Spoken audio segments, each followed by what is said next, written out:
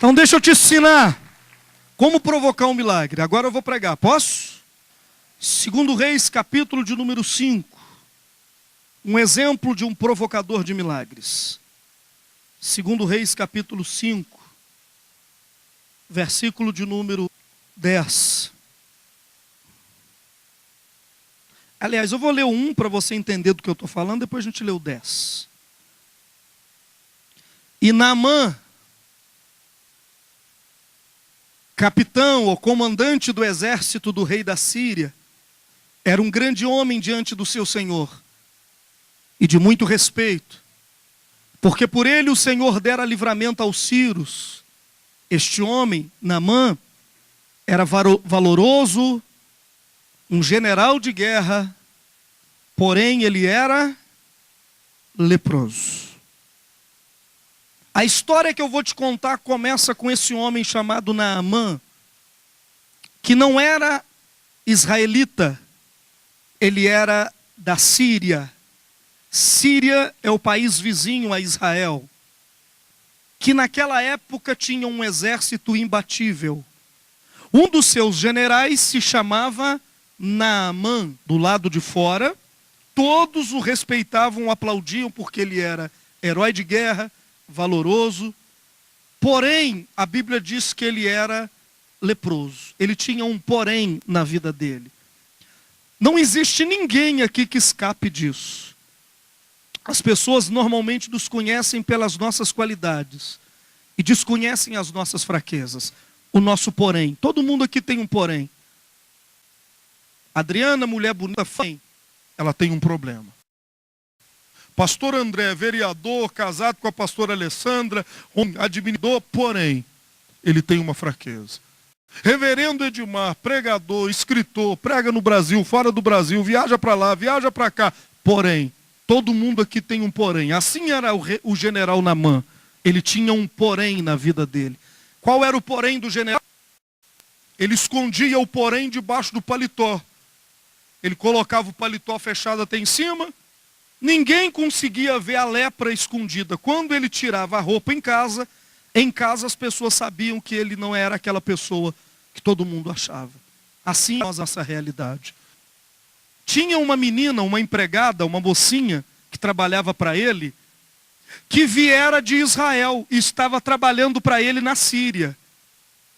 Essa menina, todo dia tinha que pegar aquelas faixas cheias de pus, de sangue, de doença, e tinha que lavar aquilo para o general se enfaixar. Um dia ela chegou e disse assim: se esse meu patrão conhecesse o profeta que está lá em Israel, ele seria curado na hora. Porque ele não conhece que tem profeta e tem Deus para operar na vida dele. Irmão, se esse mundo aqui dentro, se os seus parentes, seus amigos, seus filhos, se esse mundo perdido conhecesse o que Deus pode fazer aqui dentro, não teria gente perdida mais. Está faltando mais menininhas e menininhos que anunciam isso lá fora, que não tenham vergonha de dizer que ainda há profetas sobre a face da terra. A mulher de Naamã chamou Naamã e disse: a menina falou que se você for em Israel, lá tem um profeta chamado Eliseu, esse tem o poder de te curar. O que Naamã faz?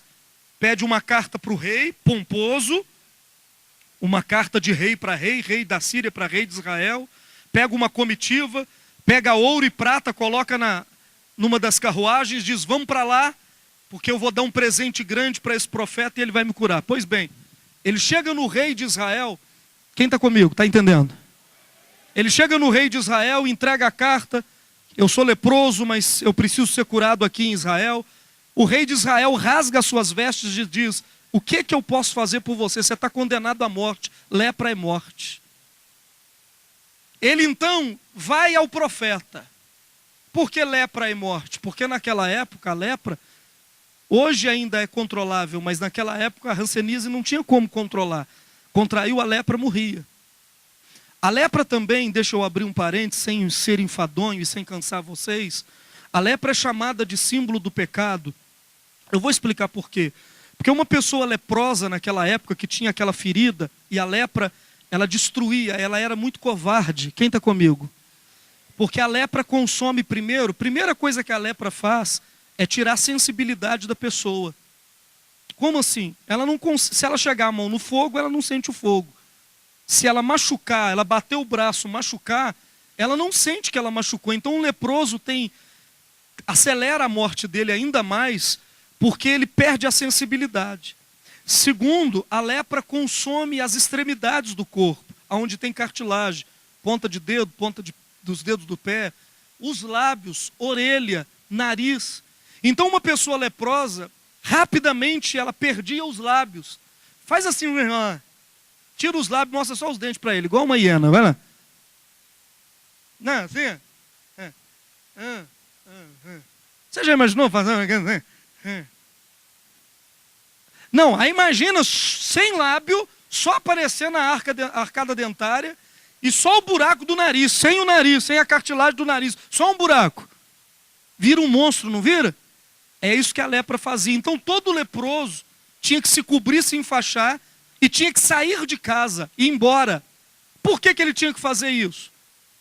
Porque também a lepra contaminava outras pessoas. Esse talvez seja o maior símbolo do pecado. Por que a lepra é símbolo do pecado? Porque uma pessoa estando leprosa, ou seja, com um pecado na alma, e não buscando ajuda para isso, além dela morrer, ela tem o poder de contaminar outros. Por exemplo, quem anda com alguém que mente, ele mente aqui, mente ali, mente lá, com pouco você está mentindo igual ele. A lepra pega, ela contamina. O pecado é igual a lepra, por isso que ele contamina. Não é que a gente fica com aversão, esse povo aqui, eles é santarrão. Pelo contrário, eu já disse a ninguém. Olha um texto lindo que eu acho na Bíblia é que Deus, ele deixou no livro de João assim, que Deus a ninguém julga. Deus decidiu não julgar ninguém. Ele colocou essa decisão para o seu filho, Jesus. Se Deus, que é Deus, não julga,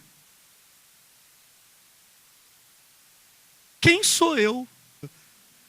E você nunca vai me ver excluir, expulsar ou expor essas pessoas na igreja.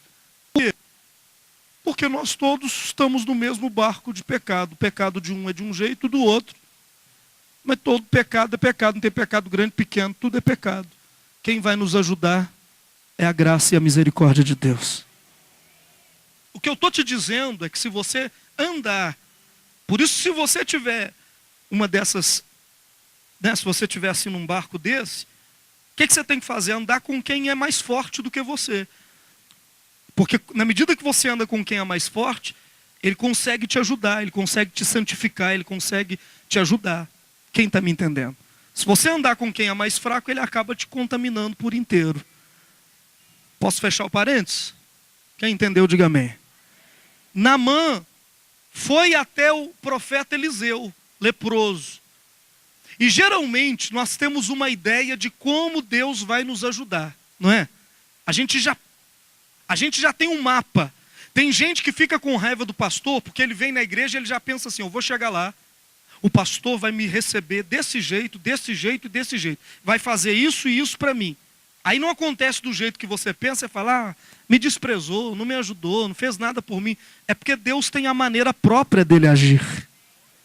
Veja o que aconteceu. Naamã chegou lá e falou com os comandantes assim, os comandantes dele, vai lá na casa de Eliseu e chame e diga para ele que o general Naamã está aqui fora. Aí foram lá, tem buzina aí? Não tem não, né? Até se achar, eu já estou lá na... Viu? Então vamos lá. Vai. O Naamã chegou na porta de Eliseu, os clarins tocaram. Tapete vermelho. E aí anunciaram, profeta Eliseu, Naamã, general da Síria, está à sua porta e quer uma audiência com o senhor.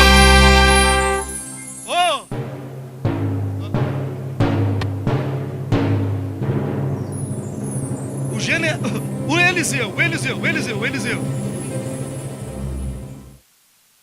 Fazendo comida ele estava. Fazendo comida ele ficou. Ele olhou por cima do ombro e disse assim, Diga para o general provocar o milagre dele. Como? Manda ele ir no Rio Jordão e mergulhar 7 vezes.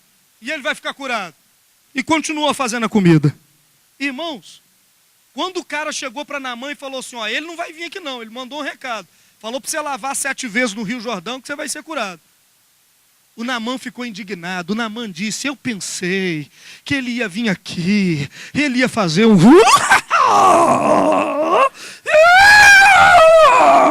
e ele ia passar a mão na lepra. Foi isso que o Naamã falou. O Naamã falou, eu achei que ele ia fazer isso. E ele não fez? Nada, você está sendo curado agora. Eu não preciso fazer nada, o Espírito de Deus está passando de fileira em fileira, cadeira em cadeira, coração a coração, e está fazendo o que a gente não vê. Aí o que o Naamã faz? Pergunta para mim, o quê? Vai gente, o quê? O Naamã monta na carruagem e falou, eu vou embora. Havana e Farpá são os melhores rios do mundo, de água transparente. Eu não vou mergulhar nesse rio bananeiro aí não vou mergulhar nisso não vou. E vai embora, leproso. Mas por que o milagre não aconteceu? Porque o milagre já tinha sido anunciado, mas ele tem que ser provocado. A sua bênção já foi anunciada, mas você tem que provocar ela para ela chegar nas suas mãos. O Naamã foi andando, uma outra pessoa humilde chega perto dele e disse assim, general, ele, sim senhor, posso falar com o senhor? Ele disse, pode. General, se o profeta tivesse te pedido uma coisa dificílima, o senhor faria? Ele disse, faria. Se ele tivesse pedido todo o seu ouro, daria. Se ele tivesse pedido a sua casa, seu ouro e suas terras pela sua cura, o Naamã disse, minha vida é mais importante, eu daria tudo pela minha cura. Aí o empregado disse, então general, ele te pediu uma coisa boba. Se você faria difícil, faz a simples. Vai lá só, a gente finge que não viu. Você mergulha lá 7 vezes e... vai lá, rapaz.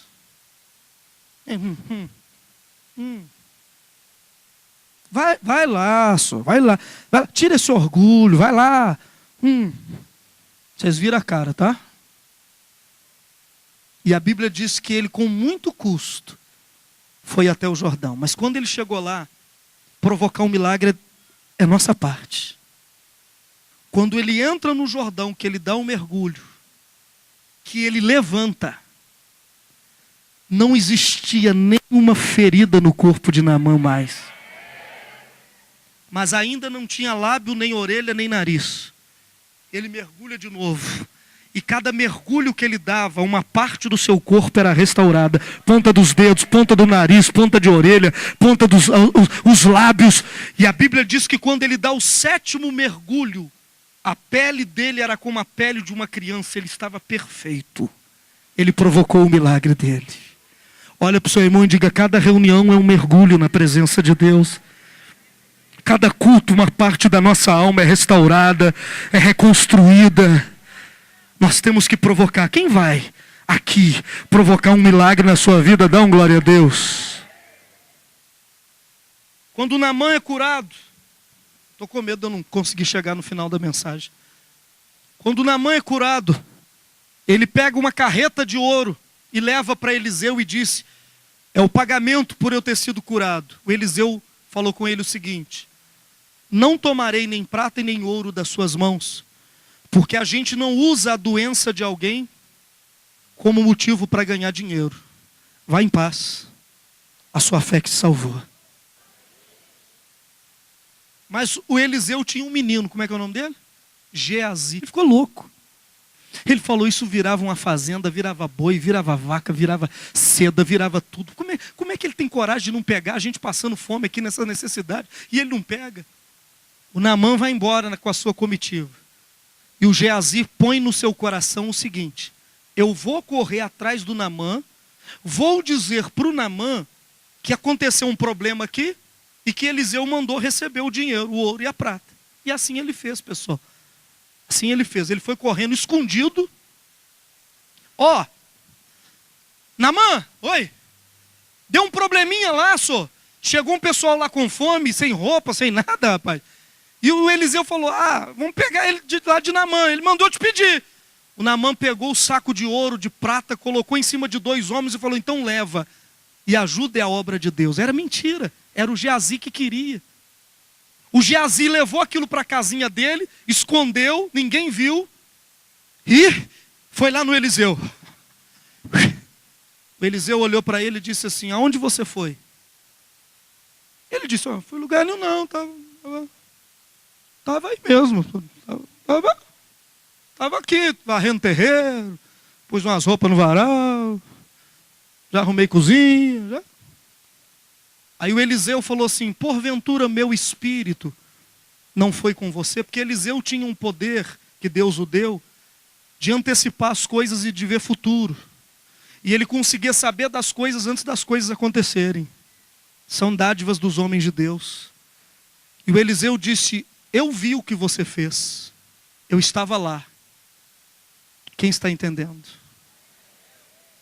Quantas vezes eu estou na minha casa e de repente eu me pego em outros locais. Não me pergunta como. E quando eu chego no culto e começo a pregar, e você fala assim, quem contou a minha vida para o pastor?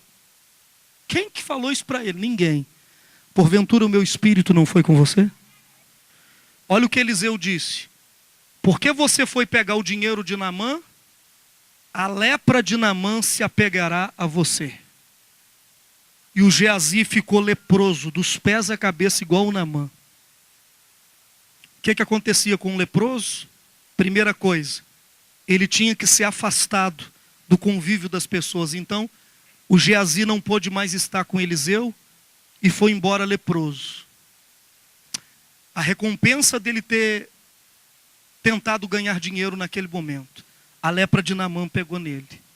Termina assim a história? Não, agora eu vou começar a pregar. Agora é de verdade, né? Agora eu vou começar. Capítulo 7. Eu estava no capítulo 5, né?